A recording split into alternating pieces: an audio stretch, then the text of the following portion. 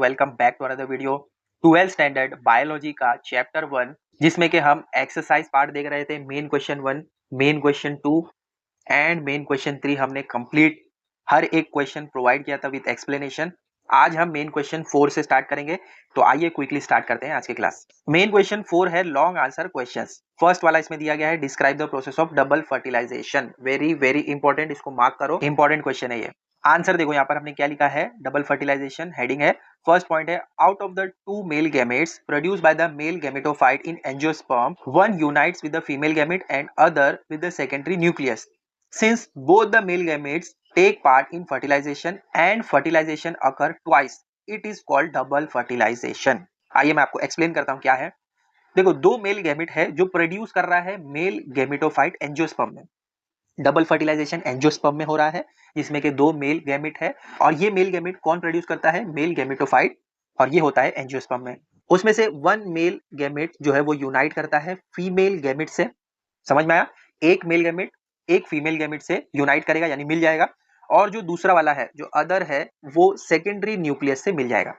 यहां तक समझ आया? अब क्योंकि दोनों ही मेल गैमेट है, इसीलिए दोनों ही फर्टिलाइजेशन में पार्ट लेंगे, बराबर। इसीलिए हम इसको कहते हैं डबल फर्टिलाइजेशन, बिकॉज ये फर्टिलाइजेशन दो बार होता है। क्लियर है फर्स्ट पॉइंट? सेकेंड पॉइंट में देखो क्या लिखा है, during double fertilisation. Double fertilisation में क्या होता है उसको अच्छे से समझो। The pollen tube on reaching the ovule enters the embryo sac through micropyle end burst in one of the synergids. Double fertilisation में क्या हो रहा है, जो पोलन ट्यूब है जब रीच करता है, जब वो पहुंच जाता है ओव्यूल तक, उसके बाद वो एंटर करता है एम्ब्रियो सेक में। और वो कहां से एंटर करता है, थ्रू माइक्रोफिल।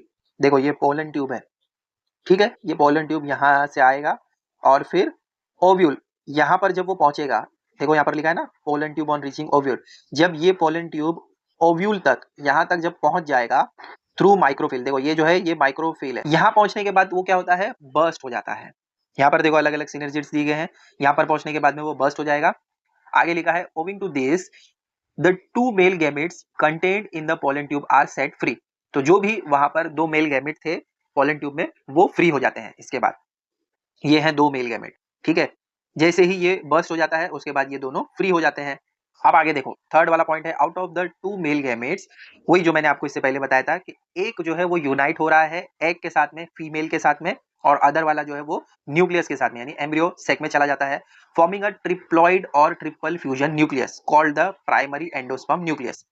दो मैंने आपको बताया था, दो मेल गैमेट है, एक जो है वो फीमेल के साथ में और दूसरा जो है वो सेकेंडरी न्यूक्लियस के साथ में चला जा रहा है, और जब ये मिल जाते हैं तो ट्रिप्लॉइड हो जाते हैं, ठीक है, या फिर इसको हम ट्रिपल फ्यूजन न्यूक्लियस भी कहते हैं, और इसको प्राइमरी एंडोस्पर्म न्यूक्लियस भी कहा जाता है, ठीक है। फोर्थ वाला पॉइंट है, the process involving the fusion of one of the male gametes with the egg nucleus resulting in the formation of diploid zygote is called syngamy. तो इस प्रोसेस में क्या होता है, एक मेल गैमेट जो है वो एग से मिल रहा है, और इसमें फॉर्मेशन होता है डिप्लॉइड जाइगोट का, जिसको हम कहते हैं सिनगेमे। ठीक तरीके से प्रोनाउंस करना है, अगर नहीं आ रहा तो स्पेलिंग याद कर लो, सिनगेमे। आगे फिफ्थ वाला पॉइंट है, the reproductive process in which non motile male nuclei are carry to the egg cell through a pollen tube is called siphonogamy. और लास्ट में, after fertilisation zygote develops into an embryo, certain changes take place in the ovule leading to the development of the seed. ठीक है, तो ये 6 point आपको देना है double fertilisation में। फर्स्ट 2 पॉइंट बहुत इंपॉर्टेंट है, जो मैंने आपको डायग्राम में भी समझाया, डायग्राम भी इंपॉर्टेंट है, और ये क्वेश्चन बहुत बार पूछा जा चुका है। डबल फर्टिलाइजेशन इंपॉर्टेंट है, मार्क कर लो इसको, ठीक है। देख लो पॉइंट्स, थर्ड वाला, फोर्थ वाला, फिफ्थ एंड सिक्स्थ। आइए फोर्थ का सेकंड क्वेश्चन देखते हैं। Explain the stages involve in the maturation of microspore into mail gametophyte. तो यहाँ पर डेवलपमेंट ऑफ मेल गैमेटोफाइट, ये आप डायग्राम देख सकते हैं। पॉइंट वाइज अगर आपको देखना है तो पॉइंट नंबर 1 दिया है पोलन ग्रेन, जिसको आप माइक्रोस्पोर भी कहते हैं। दोनों में से कोई एक लिखोगे तो भी चल जाएगा। Marks the beginning of male gametophyte, thus it is the first cell of the male gametophyte. I think यहाँ तक क्लियर है। पोलन ग्रेन या फिर माइक्रोस्पोर, ये बिगिनिंग मेल गैमेटोफाइट है, जिसको आप first cell of male gametophyte कह सकते हैं। सेकेंड पॉइंट है, it undergoes the first mitotic division.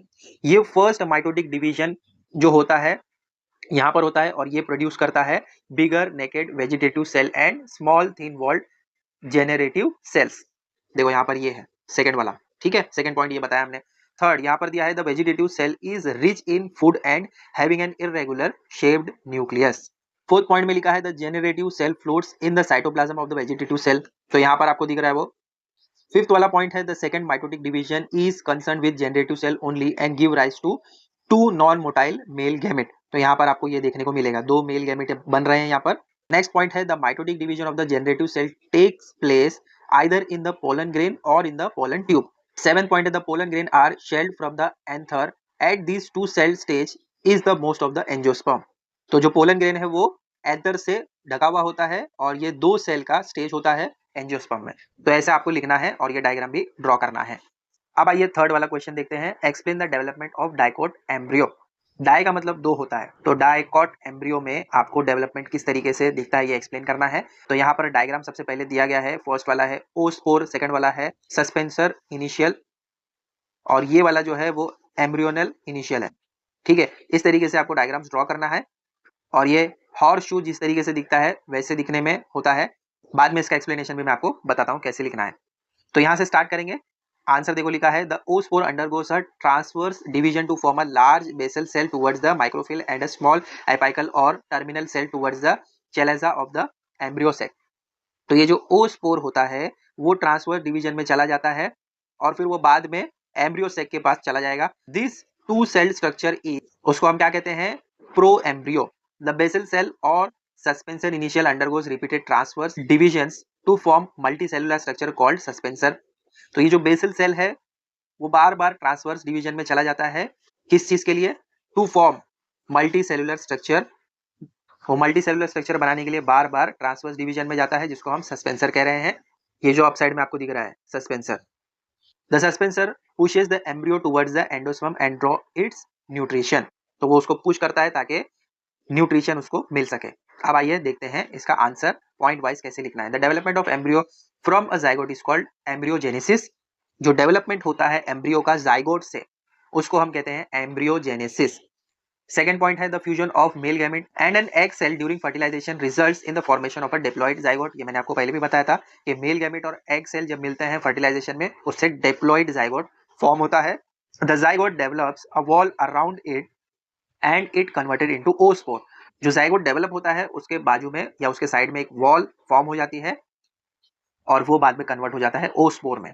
The apical cell और embryonal initial of the pro embryo undergoes a transverse division followed by two vertical division at right angles to form a octant stage. मैंने आपको इससे पहले भी बताया कि वो बार बार transverse division में जाता है और उसके बाद में वो दो वर्टिकल डिवीजन राइट एंगल्स इस तरीके से फॉर्म करता है जिसको हम कहते हैं ऑक्टेंट स्टेज।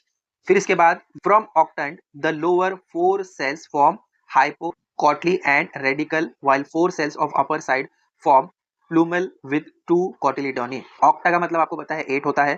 फिफ्थ वाले पॉइंट में the lowermost cell of suspenser is hypophysis and by its further division form a part of radical and root cap, इसी से root cap बनता है। सिक्स्थ वाला पॉइंट है the cells from upper side of octant divided repeatedly to form heart shape which elongated further to form two lateral cotyledons। seventh point enlargement of hypocotyl and cotyledons result into curved embryo which appears horseshoe shaped। देखो यहाँ पर ये horseshoe जैसा दिखता है आपको, तो वही यहाँ पर लास्ट में बताया गया है।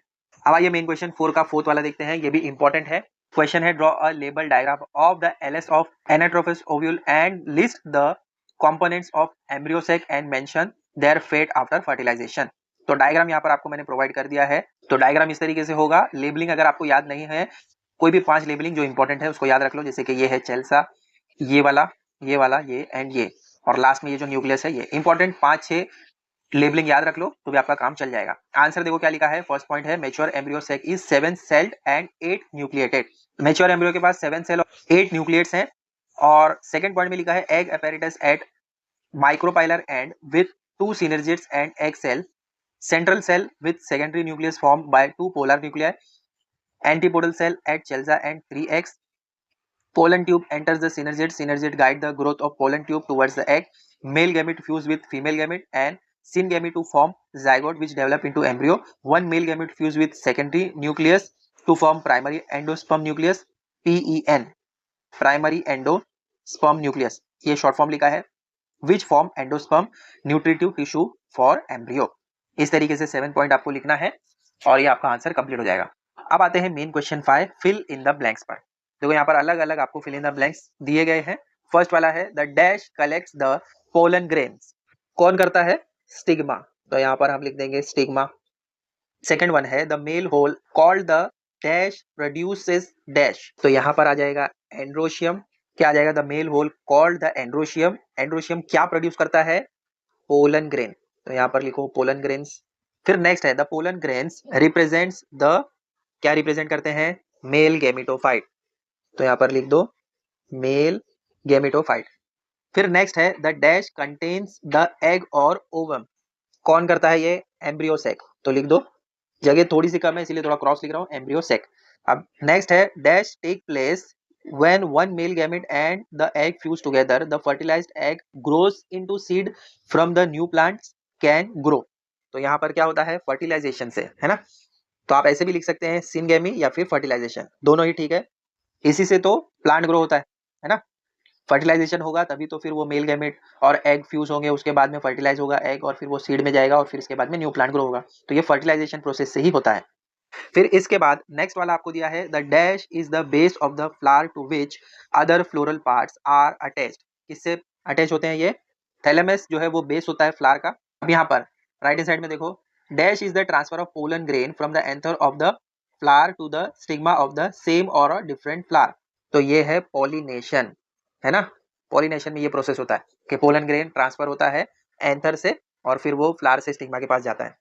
नेक्स्ट है once the pollen reaches the stigma pollen tube transfers down the dash to the ovary where fertilisation occur, यहाँ पर आ जाएगा स्टाइल, पोलन जो है वो स्टाइल से डाउन जाने के बाद ओवरी के पास जाता है और फिर फर्टिलाइजेशन होता है। नेक्स्ट है the dash are coloured to attract the insect that carry the pollen, क्या होता है? कलरफुल पेटल्स होते हैं जो उसके पंखुड़ियां जिसको कहते हैं, है ना, वो अट्रैक्टिव होते हैं तभी तो इंसेक्ट वगैरह उसके पास आते हैं और इंसेक्ट के पास होता है पोलन। आगे लिखा है some flowers also produce dash और डैश दैट अट्रैक्ट्स इंसेक्ट्स, तो कभी कभी फ्लावर क्या करते हैं? स्वीट ऑर्डर जो स्मेल होती है, स्वीट ऑर्डर जो अच्छी स्मेल होती है उसकी वजह से जो इंसेक्ट होते हैं वो अट्रैक्ट होते हैं, या फिर आप इसको नेक्टर भी कहते हैं, है ना, जिससे कि इंसेक्ट अट्रैक्ट होते हैं। अब इसके बाद लास्ट है the whorl dash is green that protects the flower until it opens, कौन प्रोटेक्ट करता है? कैलेक्स, तो यहाँ पर लिखेंगे कैलेक्स। तो ये हो गया आपका main question 5 fill in the blanks, इस तरीके से आपको ये फिल करना है। अब आइए मेन क्वेश्चन 6 देखते हैं। यहाँ पर दिया है label the parts of seed, ये सीड के कुछ अलग अलग पार्ट्स हैं, इनको आपको लेबल करना है। सबसे पहले यहाँ पर हम यहाँ से स्टार्ट करेंगे, ये क्या है? प्लूमल, तो लिखो यहाँ पर प्लूमल। अब इसको भी देख लो, ये क्या है? ये है हीलियम। फिर इसके बाद ये जो है ये पार्ट जो है इसको कहते हैं रेडिकल, क्योंकि ये टॉप पर है। फिर इसके बाद इसको भी एक्चुअली देखो ये जो है इसको थोड़ा सा बिग करके बनाया है, तो ये भी हीलियम है। और ये जो है इसको कहते हैं सीड कोट, जैसे हम कोट पहनते हैं वैसे सीड भी कोट पहनता है जो नेचुरली होता है। अब इसको अंदर जो है इसको क्या कहते हैं? इसको कहते हैं एम्ब्रियो, और ये जो है ये है कोटिलीडॉन। तो इस तरीके से आपको करना है लेबलिंग। तो ये मेन क्वेश्चन 6 भी हो गया आपका कंप्लीट। अब आइए मेन क्वेश्चन 7 देखते हैं। यहाँ पर आपको दिया है मैच द कॉलम, फर्स्ट वाला है, सेकंड वाला है column. Structure before seed formation, structure after seed formation. Answers आपको ऑलरेडी यहाँ पर बताए हैं, मतलब 4 ऑप्शन दिए गए हैं। ए वाला ऑप्शन जो है फर्स्ट वाले का 5th, बी वाले का 1st, सी वाले का 2nd और डी वाले का 4th। ये इस तरीके से आपको क्रॉस में करके बताया है। फिर सेकंड वाला जो है इस तरीके से कॉम्बिनेशन दिया है, थर्ड वाले का ये कॉम्बिनेशन है और फोर्थ वाले का ये कॉम्बिनेशन है। तो ये चारों में कौन सा कॉम्बिनेशन करेक्ट है ये बताना है। तो हम क्वेश्चन देखेंगे फिर उसका आंसर देखने का ट्राई करेंगे। तो यहाँ पर है फर्स्ट ए वाला है फ्यूनिकुलस, इसका क्या होता है? ये है स्टेक ऑफ सीड, तो ये ए का फोर्थ वाला यहाँ पर है। बी वाला है स्कार ऑफ ओव्यूल, तो ये जाता है हीलियम में। फिर जाइगोट जो है वो एम्ब्रियो में होता है, आपको पता है। तो देखो ये सी वाला जो है 5th का है। और फिर डी जो है इनर इंट्यूगमेंट, ये होता है टैगमेन में। तो करेक्ट जो आपका ऑप्शन है वो है ये सी वाला, ठीक है, इसको आपको सेलेक्ट करना है।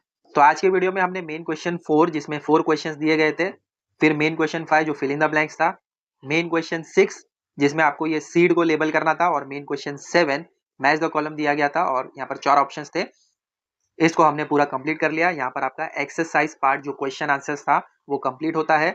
नेक्स्ट वीडियो में हम ट्राई करेंगे कि चैप्टर 2 के क्वेश्चन एंड आंसर जो एक्सरसाइज पार्ट में दिए गए हैं उसको कवर करें। आई होप जो भी मैंने आपको समझाया इजीली समझ आया होगा। ऐसी और वीडियोस हम आपके लिए लाते रहेंगे, तो चैनल को सब्सक्राइब कर दो। वीडियो अच्छा लगता है तो इसको ज्यादा से ज्यादा शेयर करो अपने फ्रेंड्स एंड रिलेटिव से। मिलते हैं बच्चों अगले वीडियो में बहुत जल्द। Till then take care, bye.